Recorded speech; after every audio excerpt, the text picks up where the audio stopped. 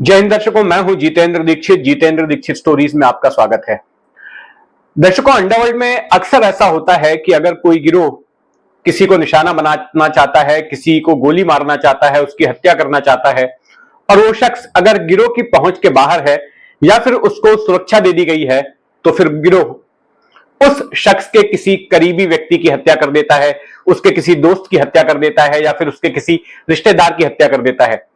Underworld में हमने कई मिसालें देखी हैं इसकी, खास करके मुंबई अंडरवर्ल्ड की अगर बात करें तो जैसे दाऊद इब्राहिम के बहनोई, दाऊद की जो बहन हसीना पारकर थी, उसके पति इब्राहिम पारकर की हत्या गवली गिरोह ने करवा दी थी, क्योंकि गवली गिरोह और दाऊद गिरोह में दुश्मनी थी। फिर दाऊद के भाई साबिर की हत्या पठान गिरोह ने करवा दी थी। इसी तरह से अरुण गवली के भाई पापा गवली की हत्या एक दूसरे गिरोह ने करवा दी थी। तो इस जैसी कई मिसालें हैं जहां पर कि गिरोह अगर अपने टारगेट को खत्म नहीं कर पाते तो उनके इर्द गिर्द के लोगों को खत्म करते हैं। और ऐसा ही कुछ नजर आया है बाबा सिद्दीकी की हत्या के मामले में। बाबा सिद्दीकी मुंबई में एनसीपी के नेता थे, अजीत पवार वाली एनसीपी के नेता। इसके अलावा वे कांग्रेस के 3 बार विधायक भी चुने गए। 1999 में बांद्रा वेस्ट थे, वो विधायक चुने गए थे। इसके बाद 2004 2009 में भी विधायक चुने गए। 2014 में वो चुनाव हार गए थे और विधायक बनने से पहले भी वे अपने इलाके से नगर सेवक, पार्षदों को मुंबई में नगर सेवक कहा जाता है, वो नगर सेवक चुने गए थे और राजनीति में बड़े पैमाने पर सक्रिय थे। लेकिन इसके अलावा उनकी एक पहचान ये भी थी कि वे सुनील दत्त के काफी करीबी थे। दिवंगत नेता और अभिनेता सुनील दत्त, उनके वो बड़े खास माने जाते थे, राजनीति में उनके दाहिने हाथ माने जाते थे। और उनके निधन के बाद संजय दत्त के साथ भी उनके रिश्ते रहे। संजय दत्त के अलावा बाबा सिद्दीकी की पहचान सलमान खान के दोस्त के तौर पर भी थी। सलमान के एक तरह से वो परिवार के सदस्य ही थे। सलमान खान और उनके पिता सलीम खान के साथ में बाबा सिद्दीकी के बड़े ही दोस्ताना रिश्ते थे। अब सलमान खान के करीबी होने का खामियाजा बाबा सिद्दीकी को कैसे भुगतना पड़ा, इसको इस तरह से समझा जा सकता है कि लॉरेंस बिश्नोई नाम का जो उत्तर भारत का गैंगस्टर है, जो कि इस वक्त जेल में कैद है, वो सलमान खान को टारगेट कर रहा था। सलमान पर जो जानकारी मिली है उसके मुताबिक उसने 3 बार सलमान खान को मारने की कोशिश की थी और एक बार सलमान खान के घर पर गोली भी चलाई गई। इस सिलसिले में कुछ शूटरों को भी मुंबई पुलिस ने गिरफ्तार किया। अब लॉरेंस बिश्नोई इसलिए सलमान खान को टारगेट करना चाहता था क्योंकि सलमान खान के ऊपर आरोप है कि उन्होंने जोधपुर में 90 के दशक में ब्लैक बक की हत्या की थी, काले हिरण का शिकार किया था। और काले हिरण को बिश्नोई समाज, जिस समाज से लॉरेंस बिश्नोई आता है, वो उनकी पूजा करता है और ऐसे में उनकी धार्मिक भावनाओं को आहत किया गया, ऐसा आरोप सलमान खान के ऊपर लगा। कई सालों तक जोधपुर की अदालत में भी मुकदमा चलता रहा। लेकिन अंडरवर्ल्ड की अपनी अदालत होती है, उनके अपने कानून होते हैं, उनके अपने मकसद होते हैं। तो ऐसे में लॉरेंस बिश्नोई ने तय किया सलमान खान को टारगेट करना। बिश्नोई गैंग ने कई बार कोशिश की सलमान खान को टारगेट करने की, लेकिन गैंग के शूटर सलमान खान के करीब पहुंचकर भी उन पर फायरिंग नहीं कर पाए। और आखिर में जब उनको धमकाने के लिए उनके घर पर फायरिंग हुई तो उसके बाद मुंबई पुलिस ने उन्हें सुरक्षा मुहैया करा दी। अब ऐसे में लॉरेंस बिश्नोई गैंग के लिए सलमान को खत्म कर पाना और भी मुश्किल हो गया। और फिर जो कहा जा रहा है, जिस बात की चर्चा हो रही है कि, और जैसा मैंने इस वीडियो की शुरुआत में बताया कि गिरोह अगर किसी अपने टारगेट को खत्म नहीं कर पाता तो फिर उसके इर्द गिर्द के लोगों को मारना शुरू करता है। और इस मामले में भी इसी बात की आशंका जताई जा रही है कि सलमान को ना मार पाने की वजह से सलमान के करीबी शख्स को, सलमान के दोस्त को लॉरेंस बिश्नोई गिरोह ने अपना शिकार बनाया। अब बाबा सिद्दीकी और सलमान खान में किस तरह की करीबी थी? देखिए, बाबा सिद्दीकी जिस इलाके से विधायक चुने जाते थे, वो इलाका बांद्रा वेस्ट का, वो ऐसा इलाका है जहां बड़े पैमाने पर फिल्मी हस्तियां रहती हैं। बाबा सिद्दीकी के घर के अगल बगल में ही कई सारे फिल्मी सितारे रहते हैं। शाहरुख खान का बंगला उन्हीं के कार्य क्षेत्र में आता है, उन्हीं की विधानसभा सीट में आता है।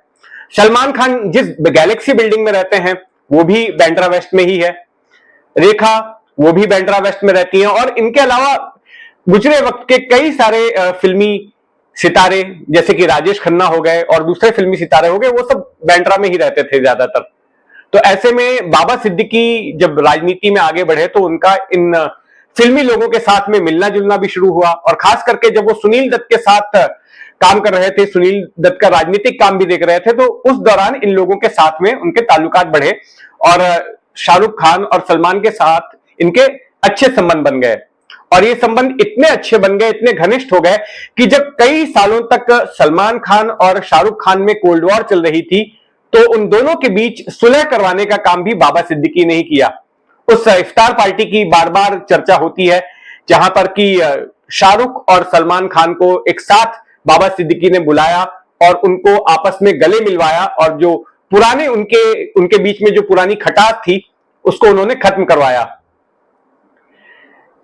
तो इस तरह के कुछ रिश्ते बाबा सिद्दीकी और सलमान खान और शाहरुख खान के बीच के रहे हैं।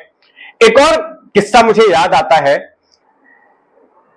2002 में जब सलमान खान का चर्चित कार एक्सीडेंट का केस हुआ था, जिसमें कि सलमान खान के ऊपर आरोप लगा कि उन्होंने शराब के नशे में अपनी लैंड क्रूजर कार चलाते हुए बांद्रा वेस्ट में एक बेकरी के बाहर कुछ मजदूर जो रात को सो रहे थे उनको कुचल दिया, जिसमें कि एक मजदूर की मौत हो गई और 4 मजदूर घायल हो गए।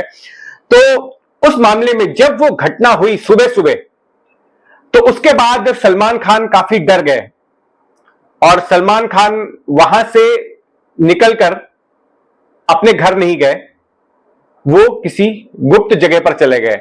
अब जब ये मामला सामने आया, वो खबर मैंने ही ब्रेक की थी उस साल, और जब ये पता चला कि सलमान खान के ऊपर आरोप लगा है इस तरह के एक्सीडेंट करने का, तो फिर सवाल उठा कि आखिर सलमान खान कहां है और पुलिस उनको गिरफ्तार क्यों नहीं कर रही है। सवाल उठाया जाने लगा कि क्या सलमान खान फरार हो गए हैं, क्या सलमान खान शहर से बाहर कहीं चले गए हैं। और पुलिस पर भी सवाल उठने लगा कि सलमान खान ने सुबह के वक्त में, सुबह तड़के एक्सीडेंट किया था और उसके बाद इतने घंटों तक, दोपहर होने तक पुलिस उन तक पहुंच क्यों नहीं सकी। वो पुलिस जो कि अपने आप को स्कॉटलैंड यार्ड के बाद सबसे ज्यादा तेज तर्रार बताती थी, वो एक कार एक्सीडेंट के आरोपियों को क्यों नहीं पकड़ पा रही। लेकिन सलमान खान पुलिस की पहुंच से बाहर थे उस वक्त। तो आखिर कहां थे सलमान खान। सलमान खान उस वक्त मौजूद थे इन्हीं बाबा सिद्दीकी के घर पर।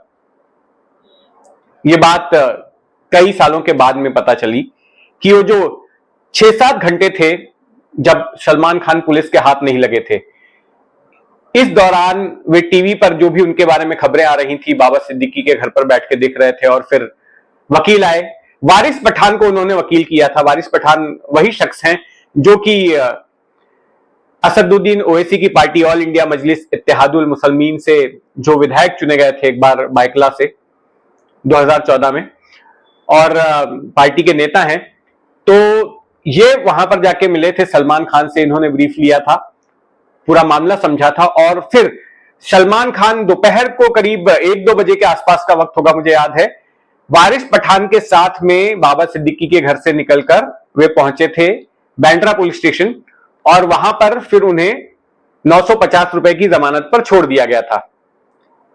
यह अलग बात है कि उसके बाद में भी बवाल हुआ कि आखिर कोई शख्स जो है इस तरह से सुबह एक्सीडेंट करता है जिसमें कि एक शख्स की मौत हो जाती है, 4 लोग गंभीर रूप से घायल हो जाते हैं, तो सिर्फ 950 रुपए की जमानत पर कैसे उसको छोड़ दिया जाता है। 3-4 दिनों बाद सलमान खान की फिर से इसी मामले में गिरफ्तारी होती है, और इस बार पुलिस सख्त धाराएं लगाती है। Culpable homicide not amounting to murder की धारा के तहत सलमान खान की फिर से गिरफ्तारी होती है, और फिर करीब 20-21 दिन उन्हें सलाखों के पीछे बिताने पड़ते हैं।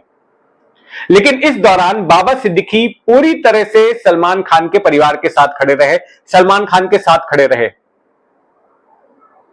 जो लीगल रेमेडी का इंतजाम करना हो, बाकी उस वक्त यह बात भी गौर करने लायक है कि बाबा सिद्दीकी उस वक्त में विधायक थे और कांग्रेस पार्टी से विधायक थे, उस कांग्रेस पार्टी से जो कि तब महाराष्ट्र की सत्ता में थी। 1999 में जब चुनाव हुए थे विधानसभा के, तो उसके बाद महाराष्ट्र में कांग्रेस एनसीपी की सरकार थी। तो ये एक मिसाल है कि किस तरह से बाबा सिद्दीकी और सलमान खान एक दूसरे के करीब थे, और बाबा सिद्दीकी ने जिस तरह की मदद की थी, यही वजह है कि सलमान खान हमेशा उनके एहसानमंद भी रहे, उन्होंने एहसान भी माना, और बाबा सिद्दीकी के कहने पर ही शाहरुख के साथ में उन्होंने सुलह कर ली थी, और उसकी तस्वीरें फिर उसी इफ्तार पार्टी में नजर आई। तो ये कहानी थी बाबा सिद्दीकी और सलमान खान के रिश्ते की, लेकिन जिस तरह से बाबा सिद्दीकी की हत्या की गई है, और अगर लॉरेंस बिश्नोई ने वाकई में हत्या करवाई है, तो फिर ये उन लोगों के लिए चिंता की बात है जो कि सलमान खान के करीबी हैं, जिनका नाम सलमान खान के साथ में जुड़ता रहा है, क्योंकि अब लॉरेंस बिश्नोई ऐसे लोगों को टारगेट कर रहा है जो कि सलमान के मददगार रहे हैं, उनके दोस्त रहे हैं। तो दर्शकों, ये कहानी कैसी लगी आपको कमेंट बॉक्स में जरूर बताइएगा, और अगर आपने अब तक इस चैनल को सब्सक्राइब नहीं किया है तो सब्सक्राइब कर लें। जय हिंद।